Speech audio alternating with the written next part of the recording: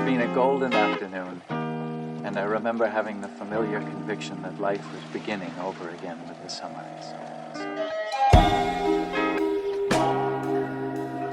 So, It's a good image. before we decided that we should probably Double helix. roll, we talking about this idea of I in the note I wrote accepting or embracing paradox as an antidote to like a binary society, and the idea comes from this exploration of non-machine thinking, and thinking in ways that essentially machines aren't good at accepting two truths as both being equally relevant. So I came up with a bunch of quote unquote paradoxes that we deal with, and simplicity and complexity, certainty, doubt, ambition and contentedness, strength and vulnerability, independence and interdependence, tradition and innovation, success and failure, humility and confidence, planning and spontaneity, individual and collective, patience and urgency, control and surrender, selfishness and selflessness. Yep. And the idea is that, one, that the kind of thinking of them in the framework of a paradox, or as we understand a Western definition of paradox, is limiting in and of itself, where it's more of a duality where both things have to exist. Mm-hmm. And so I sent Matt something yesterday where it was like darkness doesn't exist without light, and right. Basically just like two things have to exist for without one the other ceases to exist. Yes. And so I think it's an interesting idea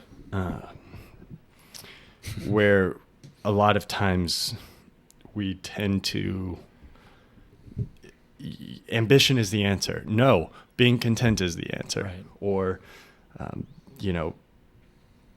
innovation will solve our problems. No, tradition has already, like, we need to respect, or we tend to just go back and forth. And then rather than just accepting both as not even components, but just both having to be true simultaneously at all times. Mm-hmm.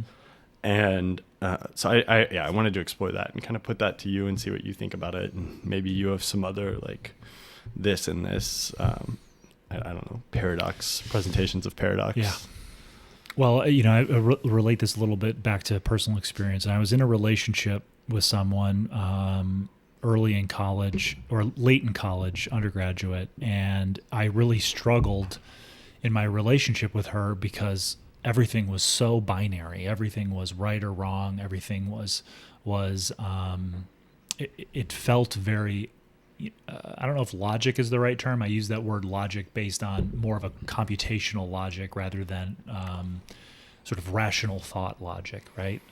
I think this is, I think we've based a lot of the way we think off of a computational logic, though. I think it's influenced us in ways that we haven't quite grasped yet. So I think computational logic in that metaphor actually plays really well. And two things that would separate us often would be if I was going to drive somewhere, she could not comprehend that I based my routes, and this is back before GPS and you just are told where to go. I would design my routes to places based on what had the best emotional experience for me. Mm-hmm. Maybe what was more scenic, or I liked that it had some S curves and I could zip around in my 5-speed through those curves. And hers was all, no, time, efficiency. This is the fastest route. When traffic is under these conditions, this route, which might be slightly longer, but it gets you there fast. Like, she had this very hard rule about how to go about navigating, how to get somewhere. And I remember talking all the time about how this stuff exists on a gradient. It exists on a spectrum. This stuff is it's not black and white. It's the gray in between. And yes, we may move from a darker gray to a lighter gray toward white, but you're never fully on one side wholly.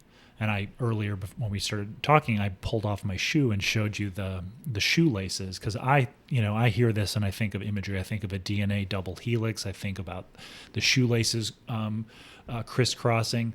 And if these words are on one side of the shoelace, the hole where you pull the lace through, and the other words on the other, my life, I have peace and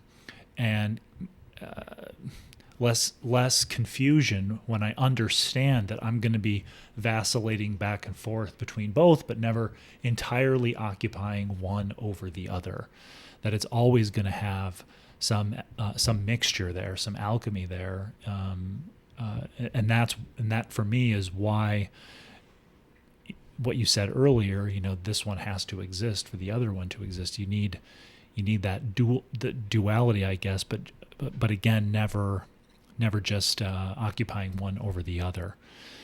Now Alex brought this to me cold. I'm processing this in real time, and images come up and past experiences. This is how I start to contextualize this. I go back to my past, my own experiences, introspection, and then imagery as well.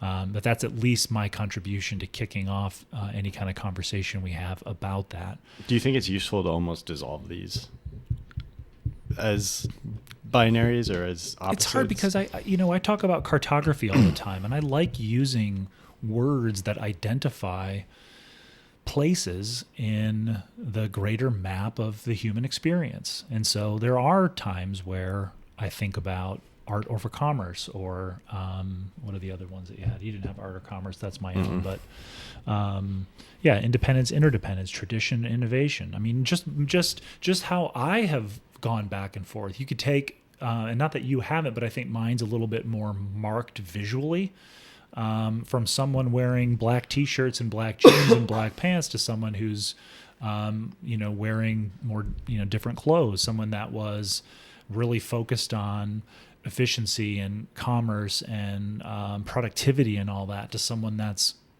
having more space for art and introspection and discussing ideas and taking the scenic route versus the more efficient route to a goal that I might have had.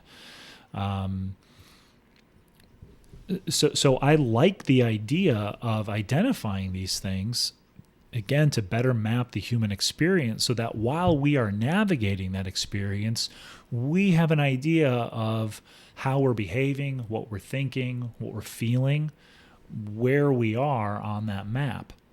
And not to say like, oh, I've given completely to strength. I've given and give it for the sake of vulnerability.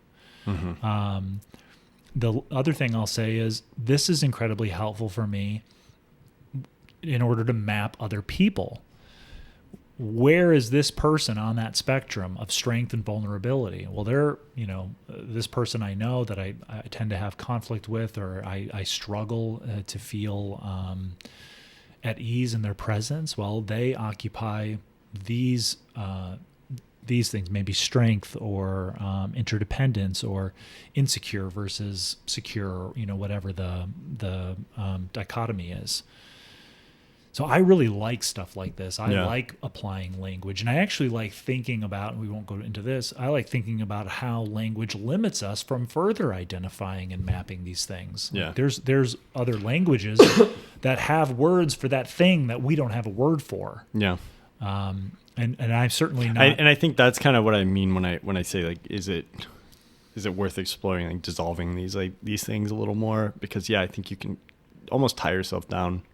Well, language with English, or I mean, with just language in general, or like you're using the metaphor of a map, like that's automatically putting constraints on how we would imagine. Mm-hmm. We have a very fixed idea of what a map could be. Right. Usually it's two-dimensional. I mean, occasionally you might have elevation, or but it's a very fixed idea of what that concept is. And usually a map is used to navigate from point A to point B, which is already putting like a maybe more of a Western connotation on the metaphor. But and I think it's all of it is technology, right? Language, a map, all these things are technology that allows us to try to get a handle on something that doesn't want technology. Might just not have. There is none. There is no handle to have. Right. And this goes into social science.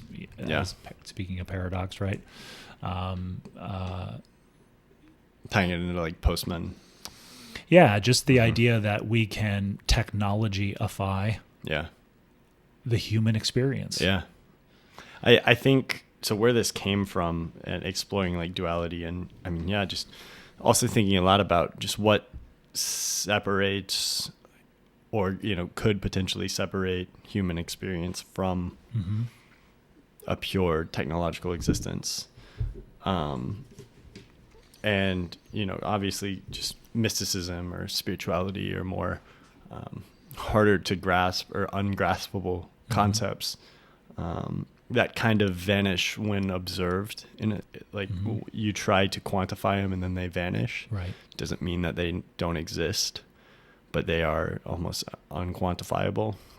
You call it a through line or the source or whatever you want to call it. Or God or but I think this idea comes very naturally from that. It's almost, a mystical state. Like paradox is almost a mystical state that really can't be understood well by machines in a sense. Well, I mean, I guess you have like quantum computing, which is in a sense paradox, but you're still working with two easily identifiable points. So I do think the metaphor stands up better to scrutiny when you start to remove the clear point A and counterpoint or point and counterpoint, and you start to just see it as kind of an underlying paradox to everything. I don't know, I'm going down a rabbit hole that Yeah, just again exploring an idea that don't necessarily any thought of coming up with the answer. I don't have any. Maybe I can read the passage that I sent you to. Yeah. From the doubted chain. Yes, that was great. It was. So when people see some things as beautiful, other things become ugly. When people see some things as good, other things become bad. Being and non-being create each other. Difficult and easy support each other. Long and short define each other. High and low depend on each other. Before and after follow each other. Therefore, the master acts without doing anything and teaches without saying anything. Things arise and she lets them come. Things disappear and she lets them go. She has but doesn't possess, acts but doesn't expect. When her work is done, she forgets it. That's why it lasts forever.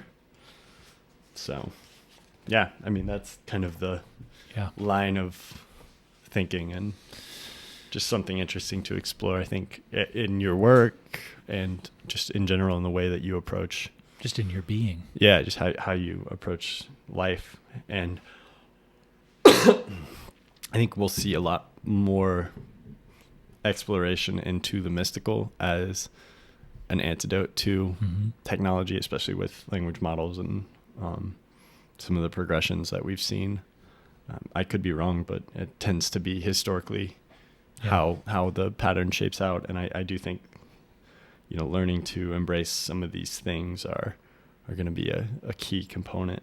And I just want to start to embrace some of these things in my life and in the work I create too. And experiment. I alluded to, what I've gone through in the last 2+2-ish years. And I like the idea of, really trying to actively experiment, consciously experiment between the duality, the two places, really explore that gradient to its edges as much as possible. And I feel like there has been some of that, maybe not consciously. And see, basically, I want to feel, now this isn't about control, but I want to feel like I'm more in the driver's seat, not necessarily saying, well, you need, I want to go over here right now for a little while, but sort of surrendering and letting it pull me where the current or the slipstream is going to take me, versus sort of having the wool pulled over my eyes, to use the cliche, and being pulled in certain directions or pushed in certain directions unknowingly because of the influence of culture, mass media, social media, etc., and sort of not realizing. I think there's always an element of that. Again, a spectrum. You're always going to be influenced by things, your friends, the environment where you live, what you're seeing on television, on movies, social media, whatever. But just to have a deeper awareness, and this is environmental awareness, but also internal awareness of sort of what's going on. And again, not to control it, not to have everything locked down. And I don't mean locked down as in shut down or closed off. I just mean like you're not succumbing to environmental influences, but you're also not succumbing to your own impulses or compulsions or indulgences. And even just in me saying this, I can hear myself talking about extreme states, right? Yeah. But trying to occupy the gradient in between. And that's what's exciting to me is reading stuff like that, reading Rick Rubin's book, reading Updike, listening to Updike's interviews, all the things that we are consuming is to enhance our awareness of those things. Yeah. But not necessarily to have clarity, definitive understanding, to know every chasm and marsh in the map of the human experience, to know everything about every person you interact with and what the pitfalls and opportunities are with that person. It's just a desire for greater understanding.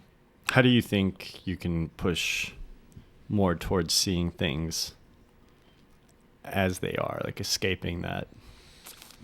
So I heard this, it's timely also, but I heard the story you've heard it, everybody listening most likely has heard this, but the emperor's new clothes, where it's, this, group sells the emperor a new set of clothes, right? Yeah. And he says, you can only see these clothes if you are of a certain level of intelligence. Mm-hmm. And so in reality, the emperor is naked and he goes walking around town, but nobody wants to say that he's naked because then it means that they can't see his clothes. So that means that they're Right. not of a level of intelligence. Right. So, everybody just buys into the delusion that the emperor has clothes on. Right.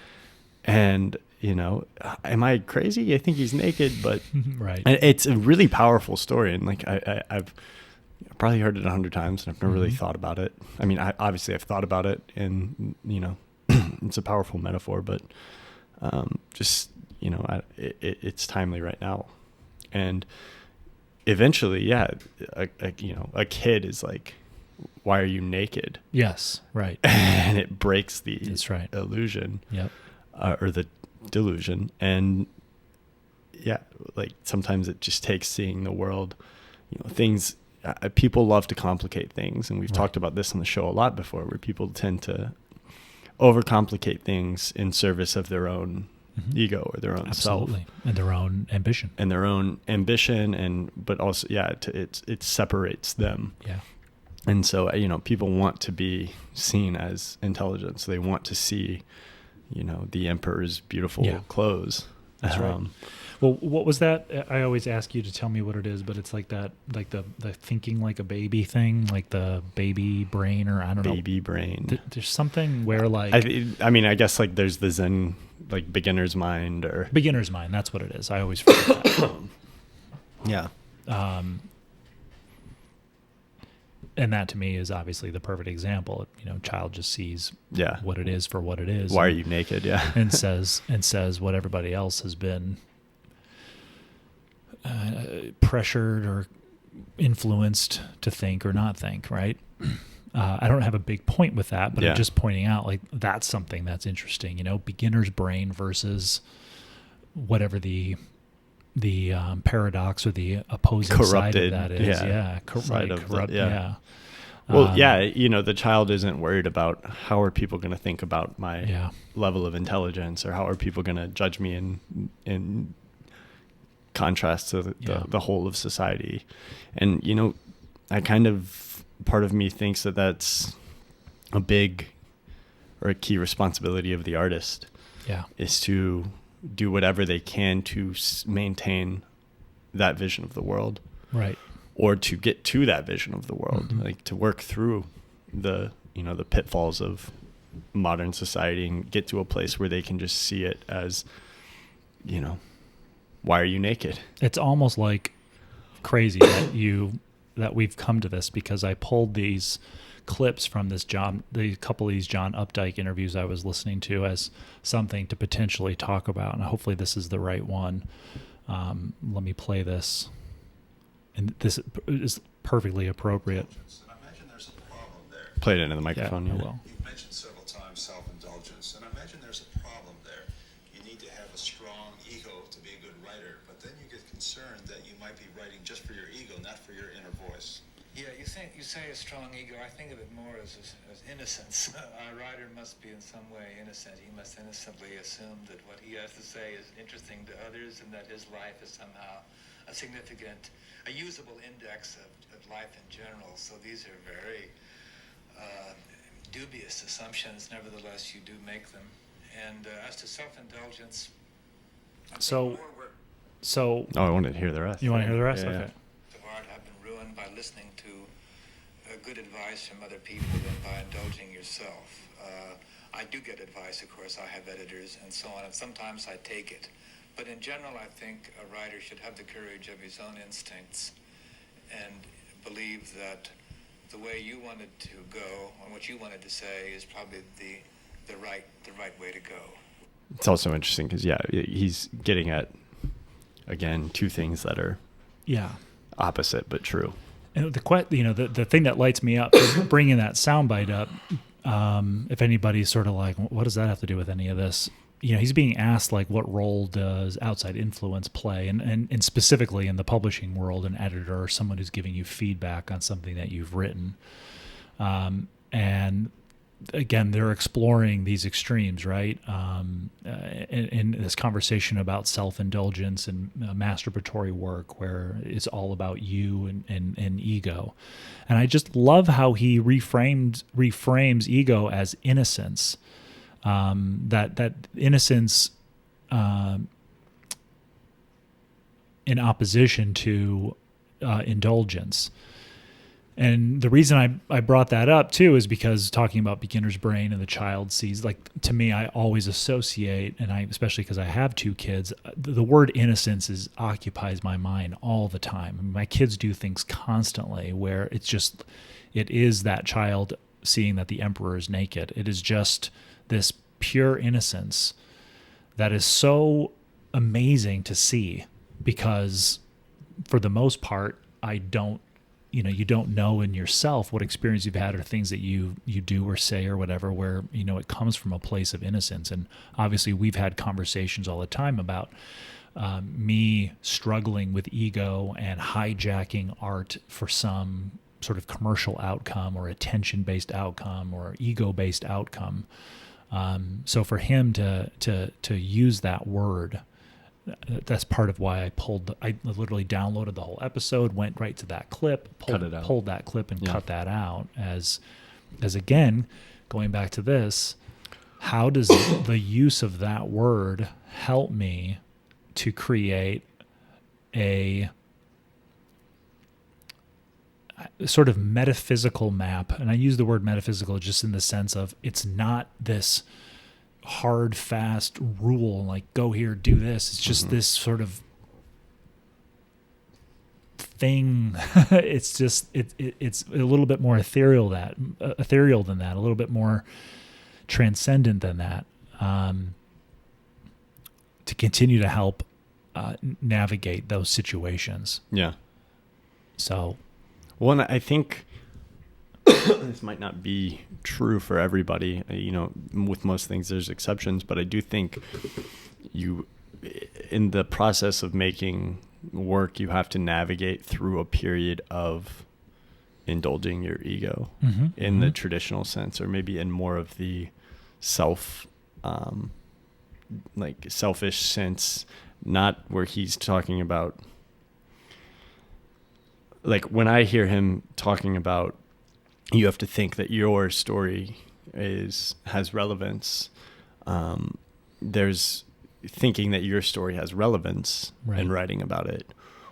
And then there's identifying yourself as just a component of the whole. Yeah. And realizing that you can use what you know and understand as a representation of something Right.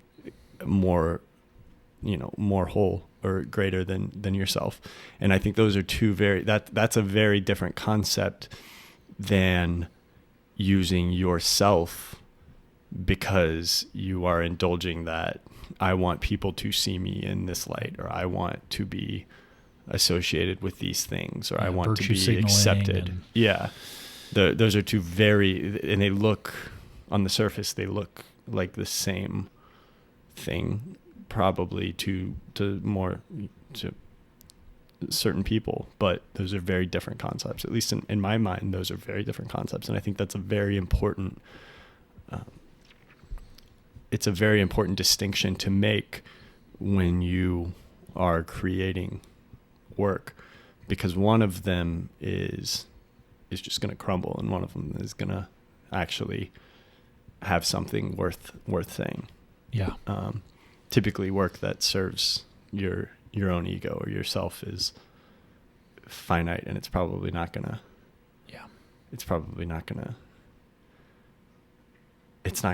outlive the being that.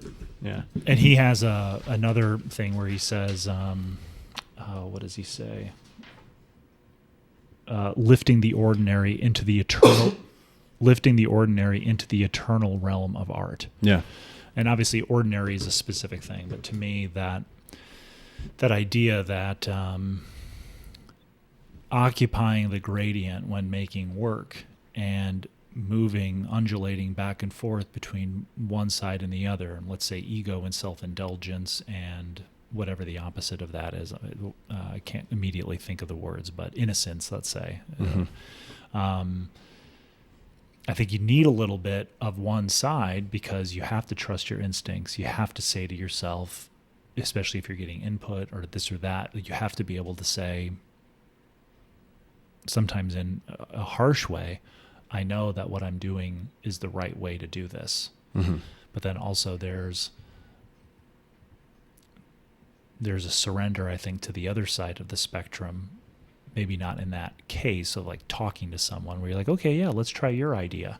I think it does come down to, though, where's the feedback coming from? Because you can tell. Sometimes you'll work with somebody and they'll provide feedback, and if you're versed in identifying between self and selfless, or like Mm-hmm. for the sake of the work or for the sake of the individual, Mm-hmm. if you're versed in finding that distinction, then you can typically tell if somebody is giving a suggestion to serve themselves Right. in the work, Yeah. or through the work, or serve the actual work. Right. I heard, we were listening to something, and they were shooting, Martin Scorsese was shooting something, and Spielberg came onto set, and he just let Spielberg kind of give input on all of these things. And they're just discussing how that is the lack of ego you have to let somebody come and just kind of take over your set. And then they're like, that's almost the ultimate form of ego, being so confident that, you are just focused on getting the best thing. Right. And you're completely indifferent to how you get to that state. Right. Whether that's from somebody else, like there is a best way to do the thing. And if you can separate yourself from my way's the best or this way's the best, and just know that there is a best way, mm-hmm. and however you get there that's the optimal, path, or the optimal result is getting to that best version of the thing. That's when you really open up the opportunity to create something that is transcendent or mm-hmm. better than just your individual idea. And so, getting back to just the idea of taking feedback, you have to be able to distinguish between this person is giving me feedback to help get to that point. Yeah. And that comes with trust. That comes with, having a relationship with the person, but also having that you've seen the process take place, or you've been through the process enough times to distinguish between the two. Right. And a lot of times you get people that are just giving feedback to serve themselves. And it's very dangerous, because those are two completely different things. Right.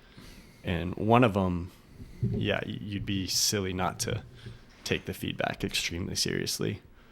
And the other, the feedback is going to be destructive. Yep.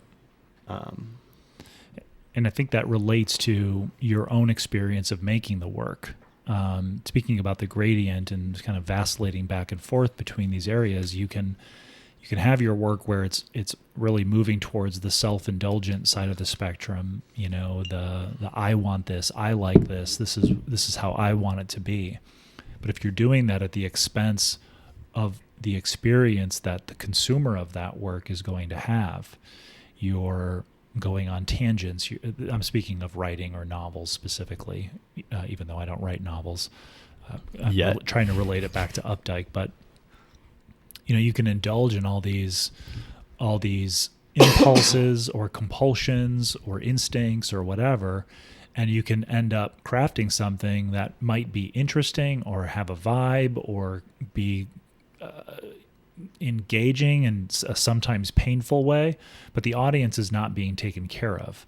But then obviously you can go so far that you are pandering to the audience so much that you're not actually making anything that's any good.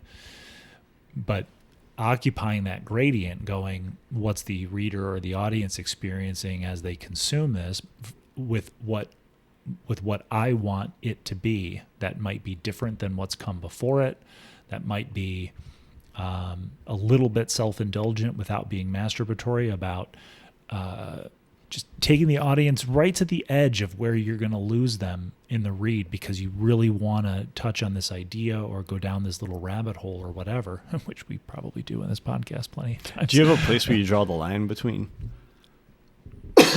self-indulgent and... I don't, because I'm 45 years old and I've tried making all kinds of stuff, from a YouTube video where I just sit in front of a camera and talk for 15 minutes all the way to something that's what I think is created with the audience's experience in mind.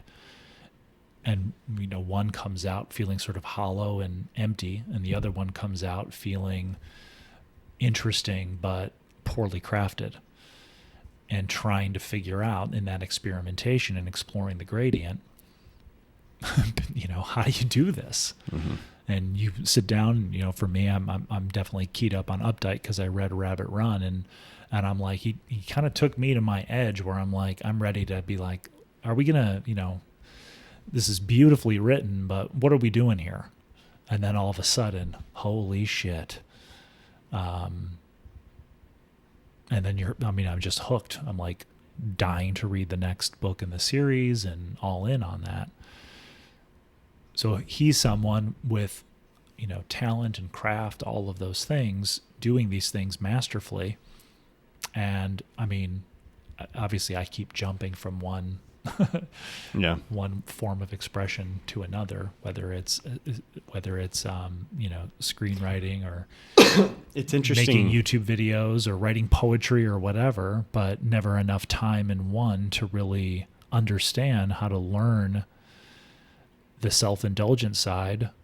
It's so interesting how some people can be so self-indulgent though and still... And I have been. No, but like in the sense of... Like they're... I think of like... maybe this isn't self-indulgence. Maybe this begs for a different categorization of...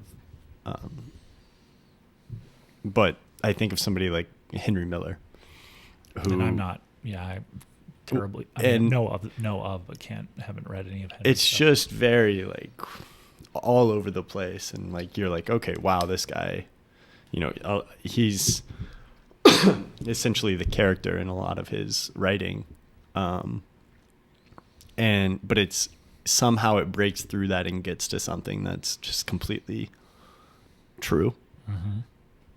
And so it's just very interesting how some people can almost be self-indulgent to the point that it breaks through to like the base reality in a sense. And then some people, it's just completely, it gets caught in there. And maybe that has to do with intention. Maybe that has to do with execution. Right. But a lot of, I watched Killer's Kiss over Christmas. And that was Kubrick's second feature film. Yeah, I didn't even know, hadn't even heard of it. Yeah, so it's pretty quick watch. It's like 60 minutes, but watching that, my immediate thought was, okay, Kubrick had a film school phase too, where you're just making it and you're like, it's hard to, I don't want to, we've all been there. Everybody's been there. Kubrick was there. Mm-hmm. But you're watching it and you're just like, okay, this is a very finite perspective, and this is in there to show us that this is possible and he can do this, and he's thought about this, and it's a shallow it's a bit of a shallow film, and it's amazing to watch that and then see what went on to come, what he went on to author in the medium.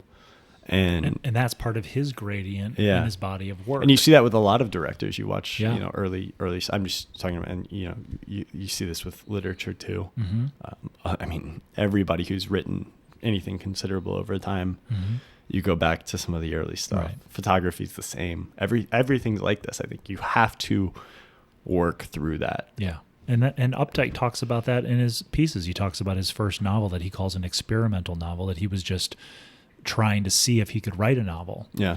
And took a lot of liberties, self-indulged. I don't know that he personally said, I self-indulged in, but he sort of knew he was doing something. I don't think anybody knows. As an experiment. I don't think anybody's super aware of it in a sense. And maybe that is the superpower, is you become aware of it and figure out how, maybe that is part of the genius of Henry Miller, is that he figured out how to take it to such a level that he overcame the the traditional constraints of the of the format. I mean, maybe that is part of it, but I don't think anybody in film school is writing something and they're thinking that it's, yes, they're a bit young and naive and they're maybe approaching it and thinking that it's more important than it is. But I don't think they're sitting there and they're like, oh man, maybe you're thinking, man, people are going to like this or this, they're going to think about this, but they're not sitting there and thinking, I'm being so self-indulgent. Absolutely. Yeah. That's the problem, is you don't know that you just that's don't what's know happening. What you don't know. And that's why we come up with words, and I think about maps and all this stuff, because I have done that stuff unknowingly. Mm-hmm. I had what was the short film? No, those were elements of that completely. It was all sort of like I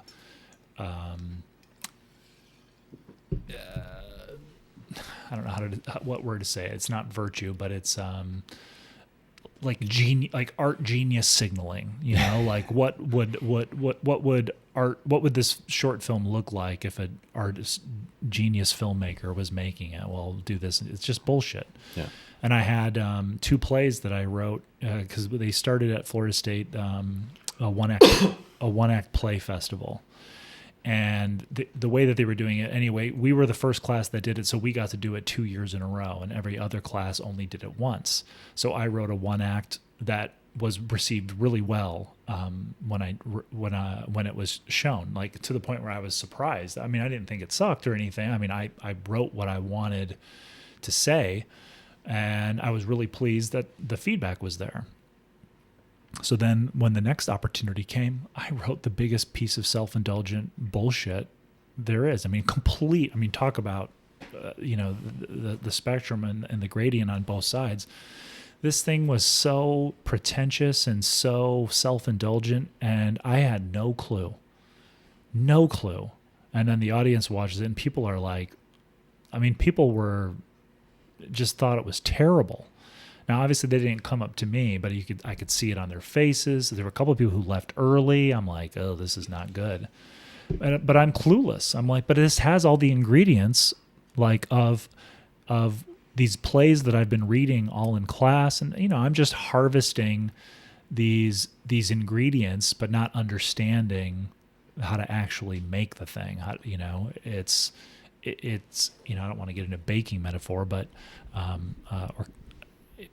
it was just a total fabrication for what my ego wanted as an outcome, to be perceived of as a playwright, and like I remember sending it out to one of the faculty, and because he liked my first play so much that he wanted to direct my next thing, and I sent him what the title was, and he's like, "Ooh, I love that title," and then I sent him the play, and he literally didn't say a word.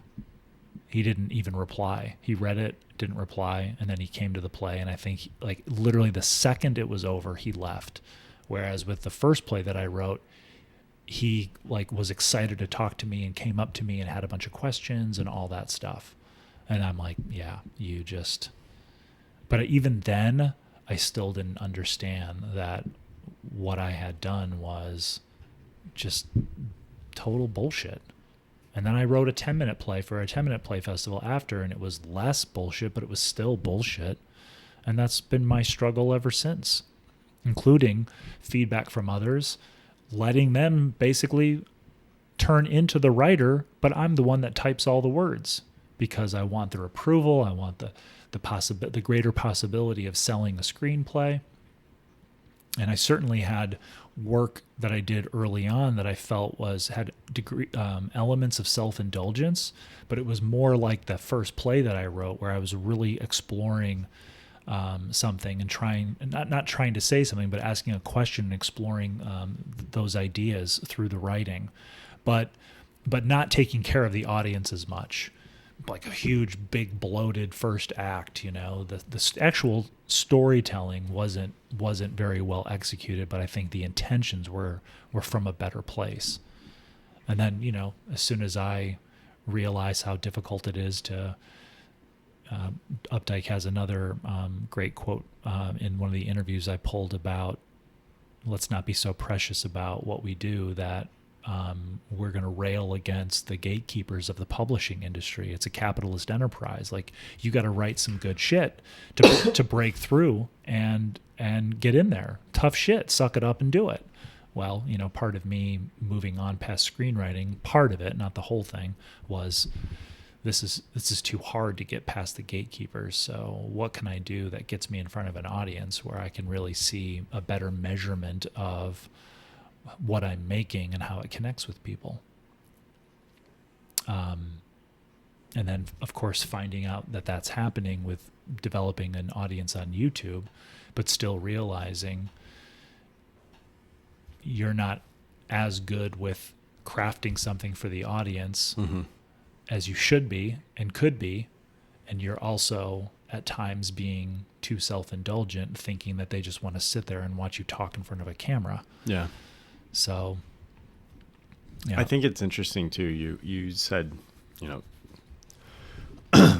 how you how you were talking about what to aim for. You said you presented the question better. You presented, and everything always goes back to that. I heard something in the last couple of days where it's the quote, a problem well stated is a problem half solved. Yeah. And then you go back to the Winogrand quote where it's like the role of the artist is to state the question. Right. And so you think of the interplay between artist and audience, and it's like, the artist's role is to do half of the work. The audience's role is to do the other half. So the artist is to present the question, state it well. That's right. You're doing half of the work.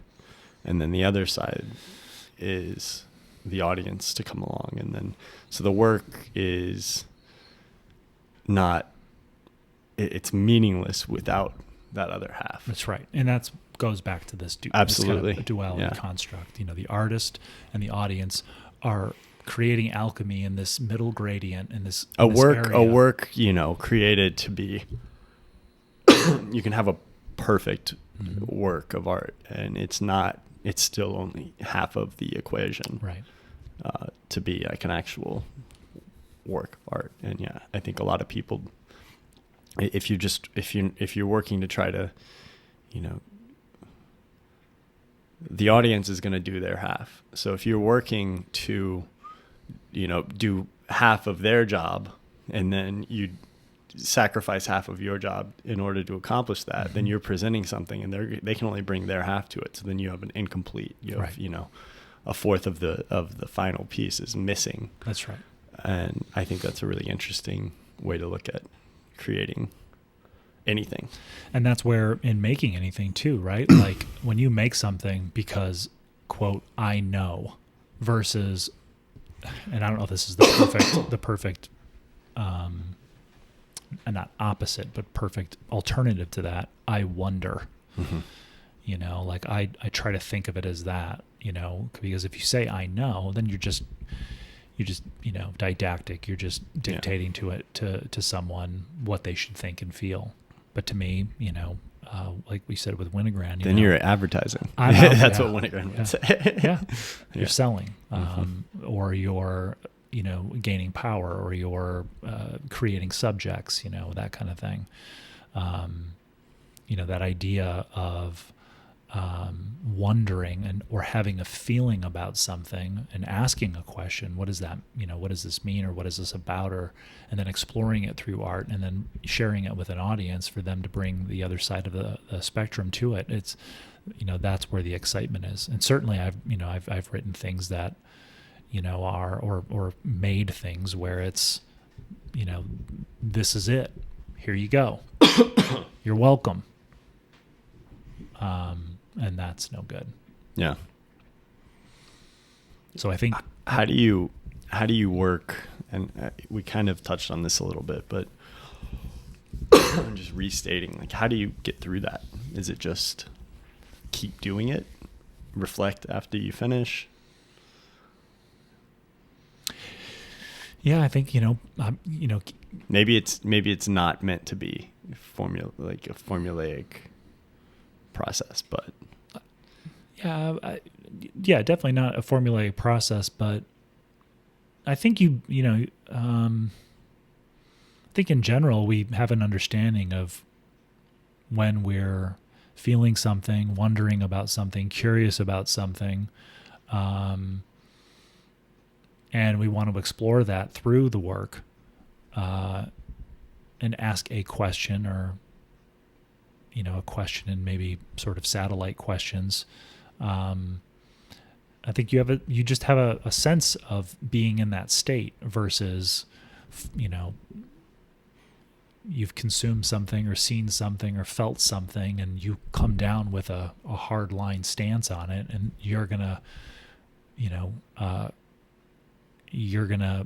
have the characters in your play or in your movie or in your painting or whatever, puppet your belief. views, your belief, your stance, and not even a belief, your knowledge. Yeah. This is it. Some of the biggest stinkers we've seen or read or whatever in the last year. And that's usually what people are falling victim to. Yeah, I'm being told how to think and feel instead of being presented with something that has me go, well, I'm not sure, or I wonder, or I need to look into this or explore this more. There's that moment when this happened. Oh, that's interesting, and those are the things that are most exciting. Going back to the metaphor of the emperor has no clothes, I think a really big sign that somebody's naked in art is like when you're participating with their art or their work, is if they're coming from a point of view as the anointed, passing their wisdom on to you. That's exactly right. That's a pretty clear-cut sign that they're naked. They have no clothes. And so you can buy into that, and maybe there is like a mass hysteria, or there is a delusion, but if they're claiming to have the answer and this is the answer, then they don't have the answer. Yep. And it's a pretty good sign that there's something that they haven't, there's a component to the work that they haven't contended with yet. Yes. So Agreed. going back to the kind of the paradoxes or the, Dualities. are there dichotomies. is there anything on this list that, excuse me, is there anything on this list that you've been, I don't want to say struggling with, but like maybe that we've talked about a lot of these in, the past 37 episodes or however many we've done. We've talked about ambition and contentedness and certainty and doubt and simplicity and complication or complexity, independence and interdependence, tradition, innovation. Like these are all subjects that we contend with. And I think we've done a pretty good job of just not taking a side, because there is no side to be taken. I think that's one of the hardest things to kind of get a grasp on is there isn't a side. These things just are, and they're both necessary components. But is there anything on here that you've particularly, we've got like patience and urgency, control and surrender. I know we've talked about that a lot. That's been, Is there anything that's been like on your mind lately? All right. So those two, and this is not an exhaustive list, No. obviously. This is just what sitting down at the desk, what I came up with. I think the two big dichotomies or dualities that have been present most in our conversations have been control and surrender, selfish and selfless. Mm-hmm. Lately, though, the one that has been on my mind is, and that I've just been exploring is, and I don't know if this is a perfect duality, but revolution versus renaissance, where at least my understanding, revolution is sort of burn it down, build it up from scratch, and renaissance is bring these other things back to the forefront while still maintaining some of what is. And I feel like that is a lot of what I've been experiencing in my life, literally bringing things back from the past, whether it's physical media, clothing, different things that Physical proximity to people and ideas. Right. Yeah. Getting away from sitting in front of the magic rectangle and out in the world, talking to people, third places, all that stuff. And I took that term revolution versus renaissance. I was listening to Bill Maher's Club Random podcast, and someone that he was interviewing, it might have been Jordan Peterson, was talking about revolution. He said, no, more of a renaissance. And they agreed on that distinction.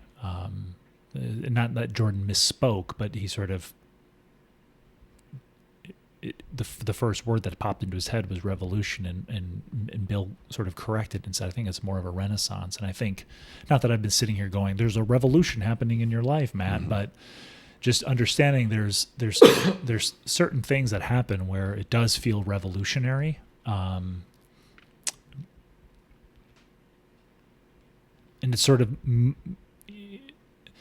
but that idea of these things that I'm bringing back from my past to meet what's going on in my present, the things that I connect with most in my present, being this sort of renaissance is really helpful to me to have that language as a framework for what I'm experiencing, while still understanding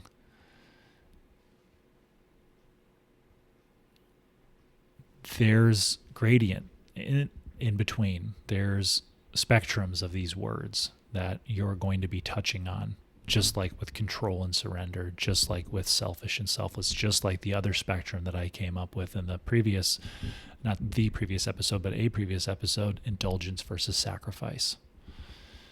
And while that may not be linguistically the perfect whatever, in my mind, those words and what they represent emotionally occupy both sides of the shoe, and understanding in between how that flow works. and then that's just, I don't know that it fully answers your question, but those are the things that have been on my mind, with Revolution and Renaissance being the immediate one, as indulgence and sacrifice has settled into the map. Yeah. Like, okay, got it. Now I'm seeing where Revolution and Renaissance maybe kind of fit in that. It had been a golden afternoon, and I remember having the familiar conviction that life was beginning over again with the summer.